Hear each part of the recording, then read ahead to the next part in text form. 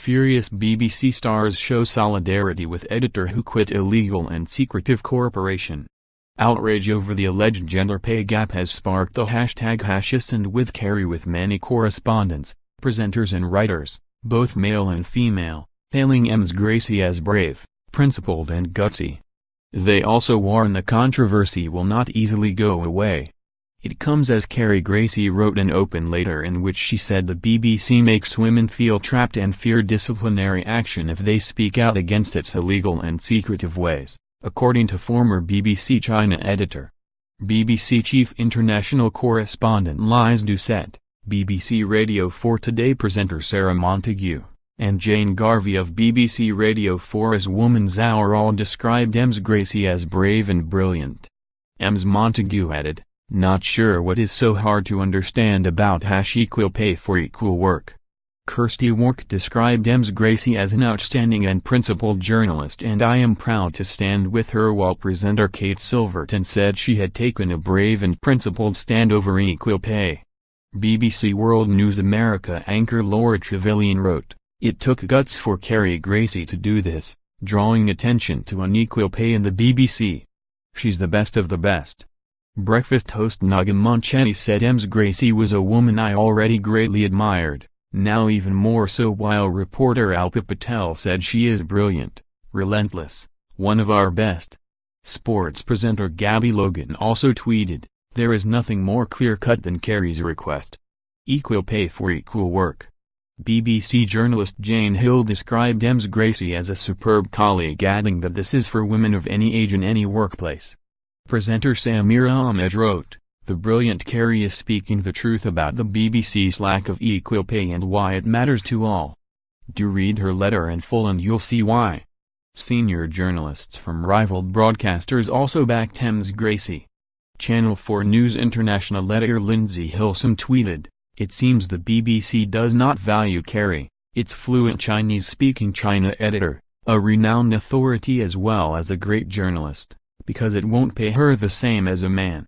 ITV's Penny Marshall noted, BBC China editor Carrie Gracie quits in equal pay row. "This issue will not and should not go away. Equal pay." Male broadcasters also suggested that the BBC pay revelations had created an uncomfortable situation. The BBC's Christian Fraser commented that there are a number of awkward conversations ongoing between colleagues, and justifiable anger. "Fair pay for same work. I would want it for my daughter. Brave, brilliant." Carrie please read her letter as she resigns as China editor over #equal pay at The Times. #Stand with Carrie. Fergal Keane, Africa editor for BBC News, said, "Carrie Gracie, a great journalist with rock-solid integrity and courage. A big loss. And never an ego tripper. Truly collegiate." Carrie Gracie is first high-profile female to resign from her post in protest to the revelations that men are being paid up to 50% more than women for working the same role. In a statement, she said, "The BBC belongs to you, the license fee payer. I believe you have a right to know that it is breaking equality law and resisting pressure for a fair and transparent pay structure. Women have felt trapped. Speaking out carries the risk of disciplinary measures or even dismissal. Litigation can destroy careers and be financially ruinous. What is more, the BBC often settles cases out of court and demands non-disclosure agreements, a habit unworthy of an organization committed to truth. She is brilliant, relentless, one of our best."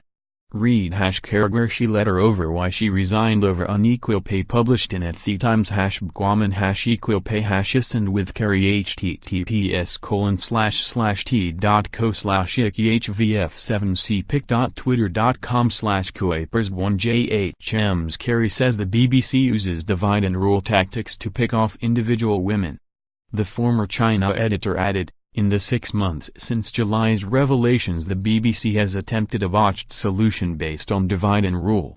It has offered some women pay revisions that do not guarantee equality, while locking down others in a protracted complaints process." She said since learning the shocking scale of inequality at the BBC, women began to come together to tackle the culture of secrecy that helped to perpetuate it. Women shared their pay details and they asked their male colleagues to the same, which caused the BBC to launch a talent review, but the women have no confidence in it. She continued, up to 200 BBC women have made pay complaints only to be told repeatedly that there is no pay discrimination at the BBC. Can we all be wrong? I no longer trust our management to give an honest answer. Last July revelations showed that top male BBC earners and personalities were significantly higher than women. Equal pay for equal work of equal value is the law. If it's happening to #woman, it's happening to you. #and with Carrie https://t.co/1xgpzvkh. The former editor said she told her bosses that the only acceptable resolution would be for all the international editors so to be paid the same amount. The BBC instead offered her a big pay rise which remained far short of equality, and that it said there were differences between roles that justified the pay gap, but it has refused to explain these differences. Writing in BuzzFeed, she said, "Since turning down an unequal pay rise I have been subjected to a dismayingly incompetent and undermining grievance process, which still has no outcome." She was appointed its first China editor in 2013 with assurances that her salary was on the level with the then North American editor, Mark Mardell. Figures released in July reveal that the new North American editor John Sopel, £200,000, £249,000, and Middle East editor, £150,000, £199,000, earned significantly more. She said to fix this the BBC must admit it has a problem and set in place an equal and fair transparent pay structure to avoid wasting your license fee on an unwinnable court fight. But, a BBC spokesman said, fairness in pay is vital. A significant number of organizations have published their gender pay figures showing that we are performing considerably better than many and are well below the national average. We have already conducted an independent judge-led audit of pay for rank-and-file staff which showed no systemic discrimination against women. A separate report for on-air staff will be published in the not-too-distant future.